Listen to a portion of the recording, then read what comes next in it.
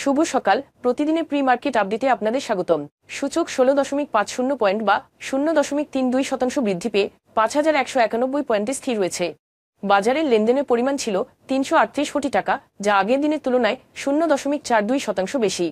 Bangladesh bank প্রাথমিক dealer ব্যাংকগুলির জন্য নিশ্চিত তারল্য সহায়তা বন্ধ করার সিদ্ধান্ত নিয়েছে, কারণ তারা 3 বছরেরও বেশি সময় ধরে সরকারি সিকিউরিটিজ নিলামে আন্ডাররাইটিং বাধ্যবাধকতার সম্মুখীন হয়নি।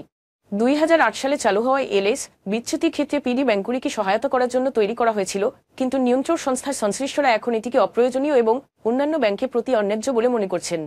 দুর্নীতি দমন কমিশন এবং বিএসইসি প্রাক্তন নির্বাহী পরিচালক সাইফুর রহমানের নেতৃত্বে নিয়ন্ত্রক তথ্য ব্যবস্থা প্রকল্পে 28 কোটি টাকার অনিয়ম খুঁজে পাওয়া গেছে।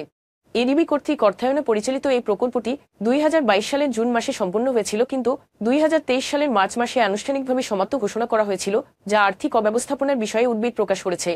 বিএসইসি চেয়ারম্যান খন্দকার রাশেদ মাকসুদ 5 মার্চের বিক্ষোভে জড়িত কর্মচারীদের বিরুদ্ধে প্রশাসনিক ব্যবস্থা নেওয়ার ঘোষণা দিয়েছেন। এটিকে নজিরবিহীন এবং বাংলাদেশের পুঁজিবাজারের ভাবমূর্তি বিশ্বের দরবারে ক্ষুণ্ণ করার চেষ্টা করা হয়েছে বলে মন্তব্য করেছেন। স্কয়ার ফার্মাসিউটিক্যালসের উদ্যোক্তা পরিচালকরা তাদের অংশীদারিত্ব বাড়াচ্ছেন। 3 জন পরিচালক 9,760 লাখ টাকারও বেশি মূল্যের 45 লাখ শেয়ার কেনার পরিকল্পনা করছেন।